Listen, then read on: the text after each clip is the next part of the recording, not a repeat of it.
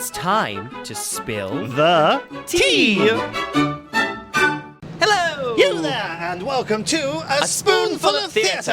And another one of our Spill the Tea episodes. Straight out of the theatre foyer. Absolutely. My name is TJ, theatre director and practitioner. And I'm Sam, a teacher of language, literature, and self-proclaimed show business lovey. So Sam, we just saw a wonderful show. So where are we right now? We are currently outside the Ngee Ann Kongsi Theatre at Funan. This is a Wild Rice production, and we have just seen Supervision. We have indeed. Now, I saw it the last time they produced it, so it's my second time watching it. I was so excited to watch it again. But Sam, it's your first time, so what's your first thoughts? My first thoughts, I'm still processing it, love, quite honestly. What a piece of drama. What a piece of drama.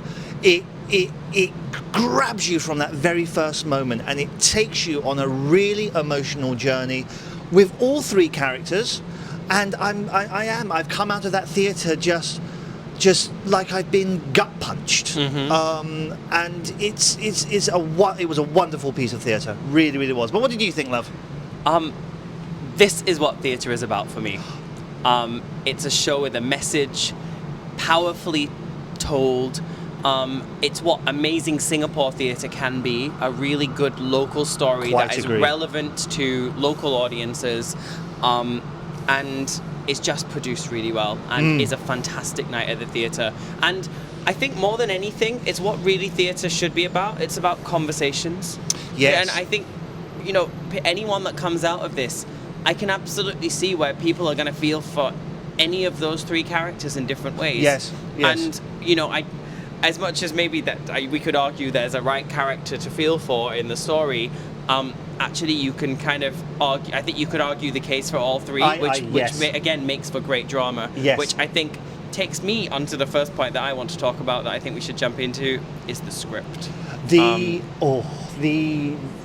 script, so brilliantly written, for one bit in particular, because again the message and the conversation that it brings up, and that is with Yanti.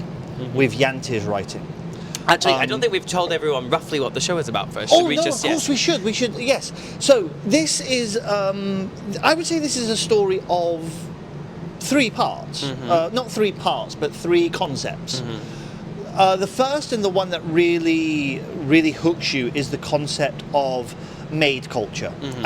and the shall we say, I'm trying to be very diplomatic here because I'm very self-conscious that I'm a foreigner looking in on this culture. It's an alien culture to me, but the treatment of maids, where does the employer line stop? Yep. Where does that boundary stop?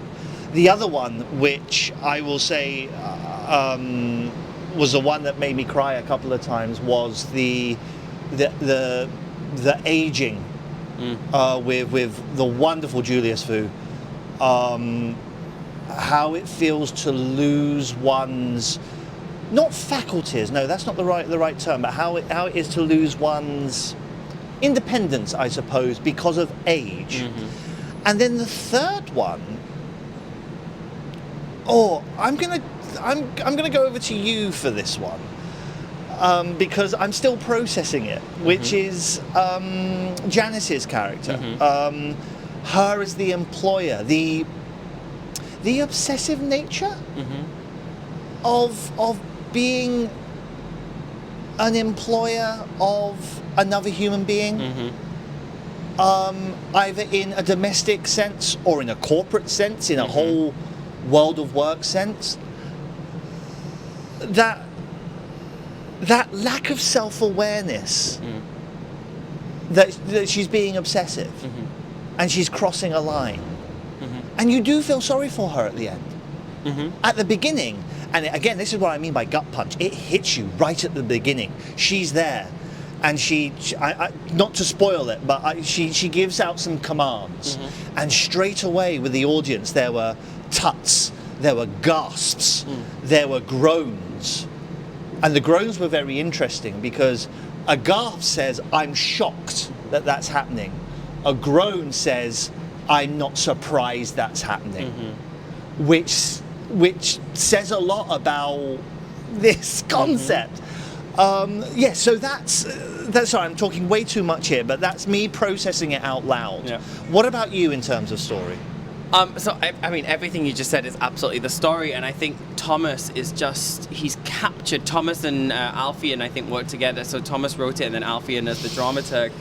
What a great team, how they've just captured the conversation that is very now, but also this was written in 2018 and we're still having these conversations now. And to be honest, I can imagine this play being written 10 years in the future and honestly the same conversation happening.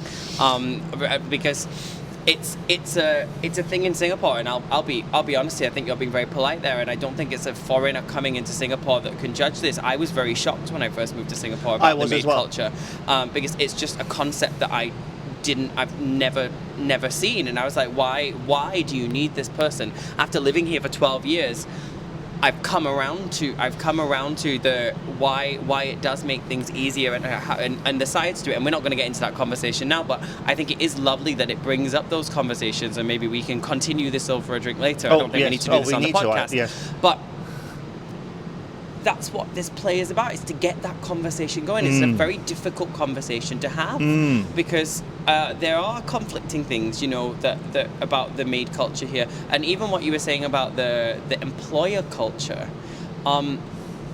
It does kind of shine a light on, the employers are responsible. The government does make employers responsible for keeping their employees in line. So then they go to these lengths to make sure, taking passports away and cameras up. These things are actually not supposed to be done, but they do them because they feel this pressure from being an employer and losing deposits and money and that sort of thing. So the story shows you all these different sides, and it does it in such a way that you do really feel for these characters. They write, Thomas has written 3 really engaging characters that you kind of connect with in different ways, and I think that's also partly down to their direction as well, with how Glenn paces the show, how he's kind of staged it to draw out these moments. It's really paired with that beautiful writing and that beautiful direction. There's something that I really want to highlight with what you're saying there, and that's the use of language in this. The language lovey is coming out here, but there's something particularly with Yanti that when she's speaking English, she refers to herself in the third person. Yanti does this, Yanti does that. It's almost like by referring to yourself in the third person, I don't have control. I'm almost an observer of my own life that I don't have control of. That's why I refer to it in the third person. But when she's speaking in her own language, and especially with the interactions with Julius, there's a lot more humanity to that. It's a lot more natural. It's a lot less robotic, and really builds that relationship between Julius and Amira, between the maid and the uncle, shall we say. But it was wonderful how language was used in that respect. It's something I really picked up on and really appreciated.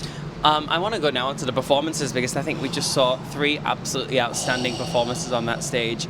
The 3 actors were... I'm going to use this word.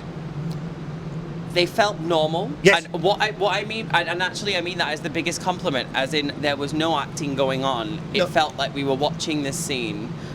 It didn't feel like they were trying too hard, as in it just felt like we're just performing these characters, and of course they are trying super, there's a lot of rehearsals that go on to make it feel like that is the case. So it requires the best of acting, but it was like we were in that HDB with them experiencing it. And to see, for Janice to come back after the recovery that that she's gone through and the tough time she's gone through, to come back with such a stellar performance, because she's always been a phenomenal actress, and I've got so much respect for her, but this really was, what a great comeback, and to be paired with those 2 as well, it was just a wonderful team, and you saw them on stage just really bring this story to life.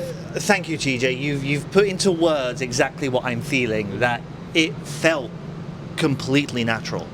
Janice, the way she commanded her character, it made me think of an old boss of mine. Really, quite honestly, it was triggering.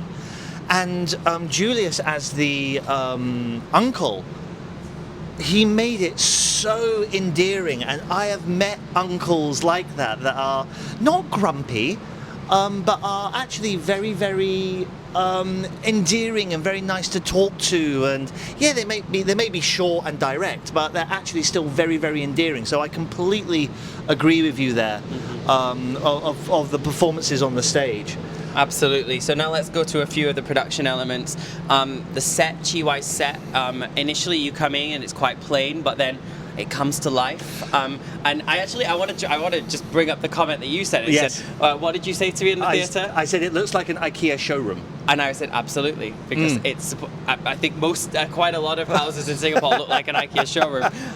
My house over some years has also felt the same. So that it felt like it wasn't trying, as in it felt real. But yet Chiwai did that in such a way that it did have the theatrical element that helped the multimedia come to life as well, with Chieming's multimedia design, which was just really, really popped and you didn't expect, but yet was very necessary for those supervision moments with the cameras. Yes. But it didn't overpower. It really kind of helped tell that story in a very real way. And again, when those camera shots came up on the screens, there were audible gasps.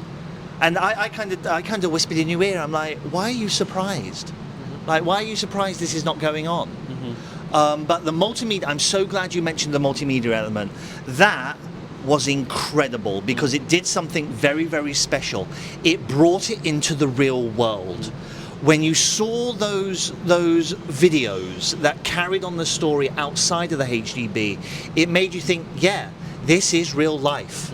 There are people that are going through this, and it was inspired how it brought it into the real world.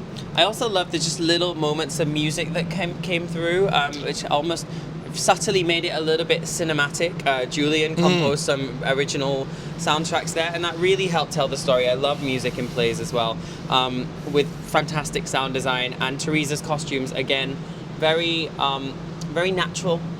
It felt real. It felt like what they would wear, which again, all that we need in this, matched with all the other creative elements as well. So I had a fantastic night in this. So did I. So, ladies and gentlemen, as you know by now, whenever TJ and I see a piece of theatre, after we give our review, we then give a score out of 5, a score of Spoonfuls. Now, one thing to remember is that TJ and I never ever reveal what score of Spoonfuls we are going to give until the moment. So the moment has come, TJ, on the count of 3. 1, 2, 3, 5. Oh, yes. Lovely. It is another 10. But our first Singaporean 10 out our of 10. first 10 in Singapore. Yes. Well deserved. It was a stunning piece of theatre, stunningly performed.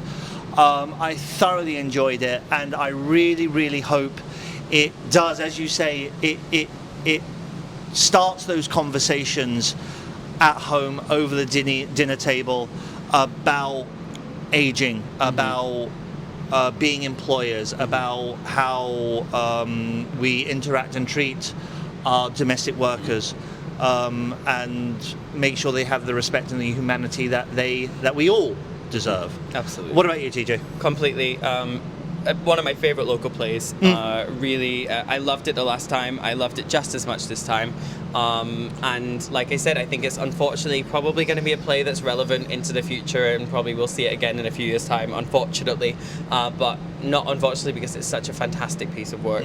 And congratulations to everyone at Wild Rice. And Quite agree. The other thing is, just always shout this out with Wild Rice, thank you for really sharing local stories in such an impactful way, and I think challenging us. And to me, it's been one of my favourite Wild Rice productions for the last few months. So I agree with you there. done. I agree with you there. So there you have it, ladies and gentlemen. We highly recommend watching Supervision. It is playing until the 12th of April at the Ngee Ann Kongsi Theatre at Funan. Tickets are available on Sistic.